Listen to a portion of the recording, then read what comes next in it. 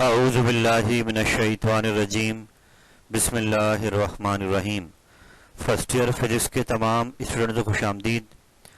आज मैं आपके सामने आपकी टेक्स्ट बुक के चैप्टर नंबर 9 जो कि नेचर ऑफ लाइट इसका नाम है, इसके एक टॉपिक यंग डबल स्लिट के न्यूमेरिकल लेकर हाजिर हुआ हूँ। याद रहे बेटे कि मैंने इससे पहले अपनी प्रीवियस न्यूमेरिकल वाली वीडियो में इसके बाकी टॉपिक जो रेडियो सिलेबस में शामिल हैं उनकी वीडियो अपलोड कर दी है, आपने वो देख भी ली है। आप अगर इसको भी चैप्टर 9 के उस टॉपिक को मिला लेते हैं तो आपके तमाम न्यूमेरिकल्स जो 9 चैप्टर के इस साल आने हैं वो कवर हो जाएंगे। यानी मुमकिन तौर पर इन दोनों वीडियोस को आप देख लेते हैं तो इसमें से एक सवाल आपके एग्ज़ाम में लाजमी आएगा। तो मैं उम्मीद करूँगा कि आप इससे प्रीवियस वाली वीडियो और इसको बार बार रिपीट करेंगे और जो आपकी वीकनेस रह गई है इस चैप्टर 9 के न्यूमेरिकल्स को समझने में उसको आप बेहतर करने की कोशिश करेंगे। और मैं उम्मीद करता हूं कि आप टाइम ज़ाया नहीं कर रहे होंगे और आपकी नज़रें अपने एग्ज़ाम पर होंगी। तो आइए इस सिलसिले का आगाज़ करते हैं। तो बेटा जो टॉपिक है यंग डबल स्लिट एक्सपेरिमेंट, इसका हल्का सा तारुफ मैं आपके सामने कर रहा हूँ।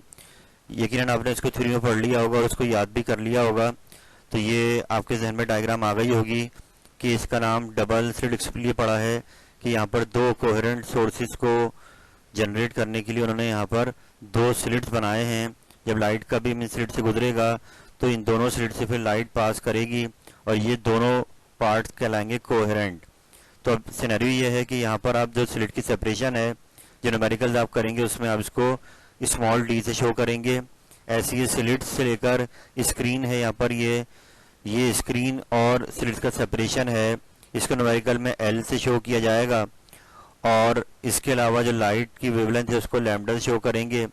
ऐसी एक चीज़ आप और नोट करें कि जब ये स्क्रीन पर यहाँ पर बैंड बनेंगे तो ये देख सकते हैं अब ऑल्टरनेट डार्क ब्राइट बैंड दिखाई दे रहे हैं जो कि इक्वल थिकनेस के होते हैं। यहाँ भी आप देख सकते हैं। तो ये जो इनकी विड्थ है, जितनी विड्थ है ये डार्क या ब्राइट की, ये दोनों इक्वल होती हैं, तो ये कहलाती है फ्रिंज स्पेसिंग। यानी न्यूमेरिकल अगर ये वर्ड यूज किया जाए फ्रिंज स्पेसिंग का तो आप समझ जाएं कि विड्थ दी हुई है डार्क या ब्राइट बैंड की, डार्क या ब्राइट फ्रिंज की। तो ये भी याद रखें, न्यूमेरिकल बार बार आता है। इसके अलावा एक चीज़ आप और नोट करें कि जब हम सेंटर से ऊपर की तरफ जाएंगे या नीचे जाएंगे तो ये ब्राइट और डार्क बैंड बढ़ते जाएंगे। तो मकसद कहने का ये है कि सेंटर पे जो पहला बैंड होगा ये हमेशा आपका ब्राइट होगा। इससे ऊपर आप निकलेंगे तो आहिस्ता आहिस्ता डार्क, फिर दूसरा डार्क, फिर तीसरा डार्क। तो ये जो पोजीशंस हैं इससे ऊपर जाते हुए फ्रॉम सेंटर ऑफ स्क्रीन ये भी इन न्यूमेरिकल्स में यूज़ होनी है। तो जैसे जैसे ऊपर बढ़ते जाएंगे इनके नंबर्स बढ़ते जाएंगे। तो इसका फॉर्मूला मैं आपको आगे दिखाऊंगा। तो न्यूमेरिकल्स जब भी आएंगे या तो ये पोजीशंस की बात कर रहा होगा डार्क या ब्राइट फ्रिंज की, या फिर ये फ्रिंज स्पेसिंग दे रहा होगा। तो आए इतना सिनेरियो समझने के बाद हम नेक्स्ट पेज पे चलते हैं।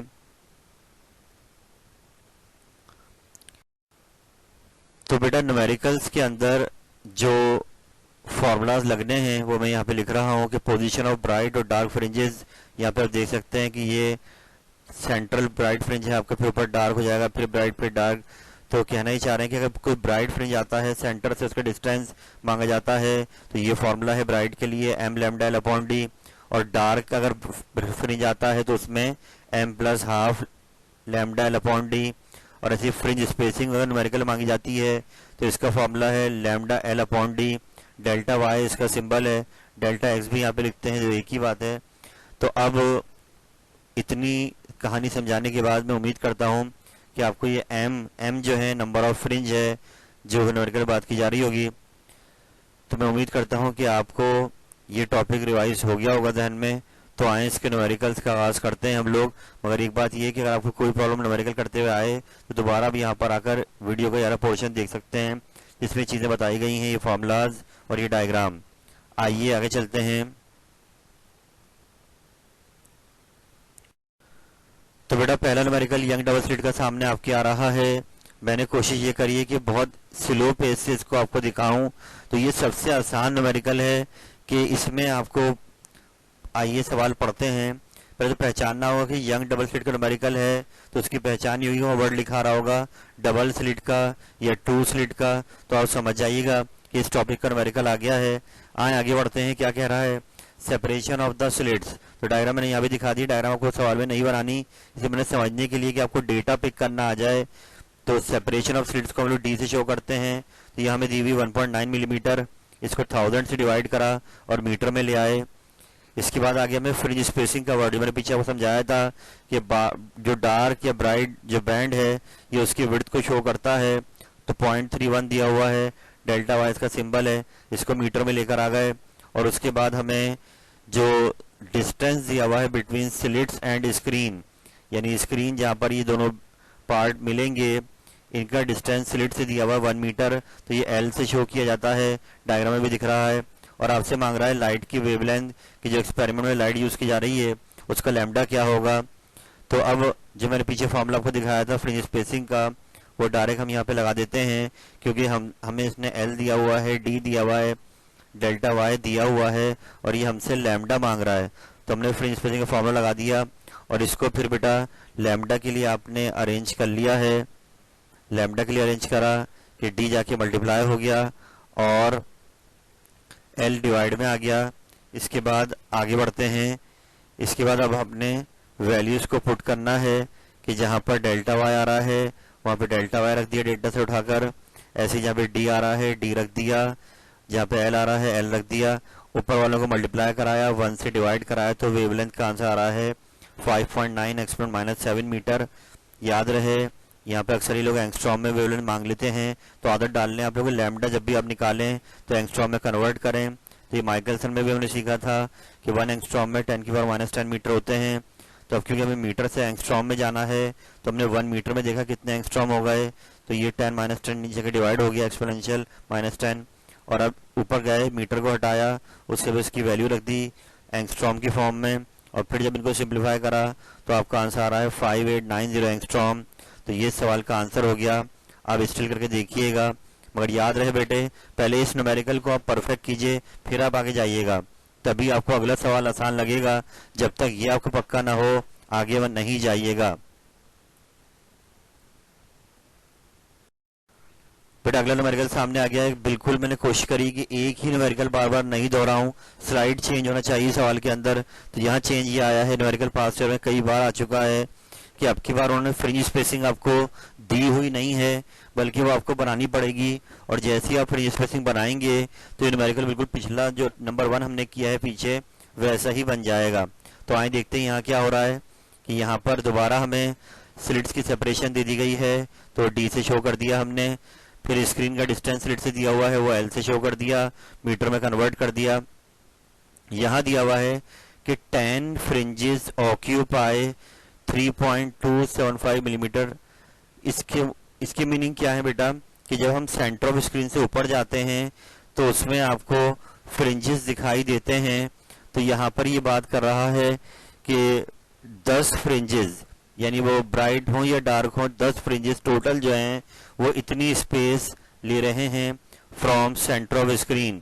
तो हमें पता होना चाहिए कि फ्रिंज स्पेसिंग क्या होता है, वो एक फ्रिंज की विड्थ है। तो हमें यहाँ पे डिस्टेंस दिया हुआ है 10 फ्रिंजेस का, तो इसमें हमने एक फ्रिंज की विड्थ को 10 से मल्टीप्लाई कर दिया, तो वो हमें दिया हुआ है। जबकि पहले इसको हमने मीटर में लेकर आ गए, 1000 से डिवाइड कर दिया। और क्योंकि न्यूमेरिकल में हमें फॉर्मूले के अंदर फ्रिंज स्पेसिंग चाहिए जो कि एक फ्रिंज की विड्थ है, तो हमने डेल्टा वाई नीचे बनाया और 10 को ले आके वहाँ डिवाइड कर दिया, तो एक फ्रिंज की विड्थ आ गई। याद रहे एग्जाम में जो न्यूमेरिकल आएगा तो जहाँ पे 10 फ्रिंजेस हैं यहाँ पे 8 आ सकते हैं, यहाँ पे 6 आ सकते हैं, लेकिन पैटर्न यही रहेगा कि जितने डिस्टेंस जितने फ्रिंजेस का दिया हुआ हो आप बाद में उसको उतने फ्रिंजेस से डिवाइड कर दें तो आपको फ्रिंज स्पेसिंग मिल जाएगी। इसके बाद आपसे दोबारा लैम्डा मांग रहा है, तो अब ये बन गया पूरा पिछला क्वेश्चन, आपने वही फॉर्मूला लगाया। अब इसको स्टिल करके देखिएगा, डेल्टा वाई आपको आ चुका है, वैल्यूज पुट करिए आपको आंसर आ जाएगा। इसको आप खुद कीजिएगा। चलते हैं आगे। यंग डबल स्लिट का अब ये तीसरा न्यूमेरिकल आ चुका है आपके सामने, जो कि पास्ट ईयर में आ चुका है। मेरे बेटे यहाँ पर भी देखिए, पहला काम तो होगा सवाल को पहचानने की वो यंग का न्यूमेरिकल है। तो मैंने क्या कहा आपसे कि या तो वहाँ पे डबल स्लिट की बात हो रही होगी, यहाँ पे टू पैरेलल स्लिट्स की बात हो रही है। तो आइए बढ़ते हैं कि इसमें क्या दिया हुआ सिनेरियो, कि यहाँ ये कह रहे हैं आपसे कि आपने टू पैरेलल स्लिट्स को एलिमिनेट करा है दो अलग अलग लाइट की वेवलेंथ से, यानी कि दो अलग अलग वेवलेंथ वाली लाइट से आपने जो है ये एक्सपेरिमेंट चेक किया है। पहले वाले का उन्होंने लैम्डा दे दिया है, पहले वाले का लैम्डा है 6 एक्सपोनेंशियल -7 मीटर। तो हमने नॉन वेवलेंथ को लैम्डा 1 नाम दे दिया और नीचे उसका लैम्डा लिख दिया। आगे जो अननोन वेवलेंथ हमें निकालनी है उसको हमने लैम्डा 2 का नाम दे दिया। असल गेम बेटा क्या है इस सवाल में, आप उस बात को समझें कि जो उन्होंने ऑपरेटर्स यूज करा, पहले लैम्डा 1 से यूज करा फर्स्ट लाइट से, तो उससे उन्होंने देखा कि जहाँ पे फोर्थ डार्क फ्रिंज बन रहा है, इन्होंने स्क्रीन पर उस पॉइंट को हाईलाइट कर लिया। बाद में उस लाइट को बंद किया और दूसरी लाइट जो कि अननोन वेवलेंथ की लाइट थी, लैम्डा 2 जिसका नाम था, उसको इन्होंने इंसिडेंट करा इसी ऑपरेटर्स के ऊपर। तो इन्होंने देखा कि इत्तेफाक ऐसा हो गया है कि जहां लैम्डा 1 का चौथा डार्क उन्होंने हाईलाइट किया हुआ था, वहीं पर ही लैम्डा 2 का पांचवा ब्राइट फ्रिंज उसी जगह पर बन रहा है जहां पर लैम्डा 1 का फोर्थ डार्क बन रहा था। यानी वो कॉन्साइड कर गए हैं, दोनों की पोजीशंस एक ही आ गई हैं। और बिल्कुल ऐसा मुमकिन हो सकता है कि अगर दोनों की लैम्डा अलग अलग हैं तो ऐसा मुमकिन है कि लैम्डा 2 जो हमें निकालना है वो कम हो, 6 एक्सपोनेंशियल -7 मीटर से कम हो। जब वो कम होगा तो वहाँ जो फ्रिंजेस बन रही होंगी उनकी विड्थ भी थोड़ी कम हो जाएगी। तो इसलिए यहाँ पर जब चौथा डार्क पहले वाले का आ रहा था, उस जगह पे पांचवा ब्राइट दूसरे वाले का आ सकता है, क्योंकि जो सेकंड वाला है उसकी वेवलेंथ थोड़ी कम है, तो उनकी फ्रिंजेस की विड्थ भी थोड़ी कम रह गई है जब भी ये सिनेरियो हो रहा है। तो पेपर में जब ये सवाल आए मेरे बेटे, तो मोहतात रहिएगा कि ये कंडीशन पलट भी सकता है कि आपको यहाँ पर फिफ्थ ब्राइट दे दे नॉन वाले की और फोर्थ डार्क कर दे अननोन की। तो सिचुएशन आपने वहाँ पर सवाल को देख के समझनी होगी। एग्जाम में दोनों सूरतों में चेंज होके आ चुका है, इसलिए आप जो सवाल आए उसको बार बार पढ़कर क्लियर उसका डेटा बनाइएगा। तो खैर इस वक्त हम नीचे आते हैं अपने सोल्यूशन की जानिब। तो पहले हमने क्या किया, इसने हमें अननोन वाले की पांचवी ब्राइट लाइन के बारे में कहा है, तो हमने वो फॉर्मूला लगा दिया पोजीशन ऑफ ब्राइट फ्रिंज वाला। पांचवें ब्राइट फ्रिंज की बात कर रहा है तो 5 हो जाएगा। फॉर्मूला आपने पीछे देखा था m लैम्डा l/d था, तो हमने y5 के लिए लगा दिया 5 लैम्डा 2 l/d। लैम्डा 2 इसलिए लिखा कि वो अननोन वेवलेंथ का पांचवा ब्राइट ले रहा है, इसको इक्वेशन का नाम दे दिया। और अब ये नॉन वाले का चौथा डार्क ले रहा है, तो हमने डार्क वाला फॉर्मूला पोजीशन वाला वो लगाया नॉन वाले पर, तो मैंने वाई डैश कर दिया ताकि थोड़ा आपको अलग हो जाए कि ये लाइट अलग है, y5 वाली लाइट अलग है। तो अब इसमें हमने लैम्डा 1 पुट करना है, क्योंकि नॉन वाले को हमने लैम्डा 1 का नाम दिया है।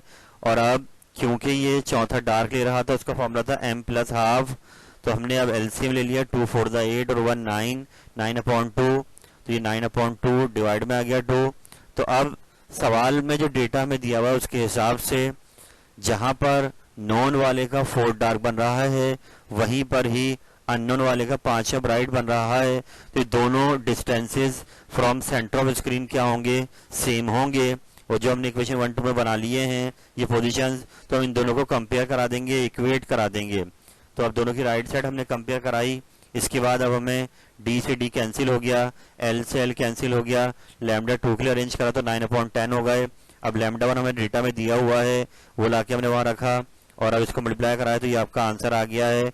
आखिर में इसको हमने एंगस्ट्रॉम में कन्वर्ट कर लिया, तो 5400 एंगस्ट्रॉम ये अननोन वेवलेंथ का आंसर आ रहा है। और जो आप देख सकते हैं कुछ कम है लैम्डा 1 से, जब भी इसकी विड्थ जो फ्रिंजेस की हैं वो भी थोड़ी कम हो गई हैं। आप इसको स्टिल करके देखिएगा, न्यूमेरिकल एग्जाम में कई बार आ चुका है, बहुत ही अहम न्यूमेरिकल है। चलते हैं आगे। तो यंग डबल स्लिट के पास्ट ईयर्स में जितने सवाल अब तक आए हैं उसमें ये आखिरी टाइप रह गई है, उसको भी डिस्कस कर लेते हैं कि यहाँ पर अब ये क्या कह रहा है कि inter fringes were produce by 2 slits. तो पहला काम तो न्यूमेरिकल में एग्जाम में यही होगा कि आप टॉपिक को पहचाने कि न्यूमेरिकल किस टॉपिक से आ रहा है। तो फिर डबल स्लिट से आ गया। आइए देखते हैं आगे क्या दिया हुआ है। स्क्रीन 0.8 मीटर फ्रॉम देम, तो ये डिस्टेंस को हम एल से शो करते हैं। फिर लाइट की वेवलेंथ दी हुई है, लैम्डा दिया हुआ है। अब यहाँ सिनेरियो थोड़ा चेंज कर दिया कि जब ये सेंटर ऑफ स्क्रीन से ऊपर जाएगा तो पहला और पांचवें ब्राइट फ्रिंज की सेपरेशन इसने आपको दे दी है। यानी जब हम सेंटर से ऊपर जाएंगे तो पहला ब्राइट फ्रिंज पहले आएगा और फिर पांचवें ब्राइट फ्रिंज बाद में आएगा। तो पहले ब्राइट फ्रिंज पोजीशन को y1 से शो करेंगे। तो हमें ये दोनों की सेपरेशन दी हुई है कि फर्स्ट और फिफ्थ ब्राइट फ्रिंज बीच में जितना फर्क आ रहा है डिस्टेंस का वो दिया हुआ है। इस इंफॉर्मेशन को यूज करना है और हमें स्लिट की सेपरेशन निकालनी है d। तो हम सोल्यूशन पे आए, ब्राइट फ्रिंज का फॉर्मूला। अच्छा बेटा याद रहे पेपर में ये सवाल नंबर्स चेंज होके भी आ सकता है, जहाँ फर्स्ट या सेकंड हो जाए, जहाँ फिफ्थ या सिक्स हो जाए, या ये डार्क के लिए भी आ सकता है। जैसे ब्राइट के लिए दिया हुआ है तो फॉर्मूला फिर जगह डार्क के लिए आया तो डार्क वाला यूज करेंगे m+½ वाला, लेकिन ब्राइट के लिए आया तो m लैम्डा, m यहाँ पे फर्स्ट के लिए 1 हो गया, 5 के लिए 5 हो गया। जब दोनों आपने बना लिए तो हमें डेटा में दिया हुआ है कि इनकी सेपरेशन हमें पता है। जब हम सेंटर से ऊपर जाएंगे y1 बनाएंगे तो y1 की पोजीशन आ जाएगी फर्स्ट फ्रिंज की। जब y5 रखेंगे तो पांचवा फ्रिंज सेंटर से कितना दूर है वो आ जाएगा। तो अब इट मींस अगर 1 और 5 की सेपरेशन हमें दी हुई है तो ये y5 माइनस y1 दिया हुआ है। तो हमने क्या करा कि इक्वेशन 1 और 2 से y5 y1 लाकर वहां पुट करे, राइट साइड पे वो डिस्टेंस रख दिया दिया हुआ था, एलसीएम ले लिया और फिर आखिर में उसको d के लिए अरेंज करा, लैम्डा और एल की वैल्यू पुट करी और यूं आपका d निकल आया है। मैं आप सबको ये क्लियर कर दूं कि आपको इसको बार बार रिपीट करना होगा तो इंशाल्लाह ये आपके लिए आसान हो जाएगा।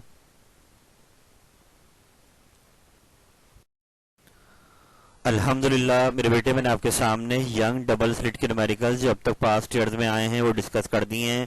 अब आप बिल्कुल रिलैक्स होकर एक एक न्यूमेरिकल को देखिए, क्योंकि गिनती के 4 ही न्यूमेरिकल हैं, लेकिन ये 4 अपने अंदर कई पास्ट ईयर्स को कवर कर रहे हैं। तो आप अगर ये 4 न्यूमेरिकल कर रहे थे तो फिर आप यंग डबल स्लिट का अगर एग्जाम में कोई भी न्यूमेरिकल आ जाए तो इंशाल्लाह ताला आराम से आप कर लेंगे। इससे पहली वीडियो में मैंने चैप्टर 9 के बाकी टॉपिक जिनमें माइकलसन इंटरफेरोमीटर शामिल है, ऐसे ही ब्रैग्स लॉ, एक्स-रे डिफ्रैक्शन शामिल है और डिफ्रैक्शन ग्रेटिंग शामिल हैं, उनके न्यूमेरिकल्स अपलोड किए थे। तो आप उनको देखें और इसको देखें तो इंशाल्लाह चैप्टर 9 के न्यूमेरिकल्स आपके कवर हो जाएंगे। मैं उम्मीद करूंगा कि आप टाइम को ज़ाया नहीं करेंगे और इस वीडियो से मैक्सिमम फ़ायदा उठाएंगे। और ये भी याद रहे बेटे कि चैप्टर 9 जो सिलेक्शन टॉपिक की हो जाएगी थ्योरी में उसका न्यूमेरिकल नहीं होगा तो लाजमी सी बात है डिफ्रैक्शन ग्रेटिंग अगर आता है तो यंग का न्यूमेरिकल आ जाएगा।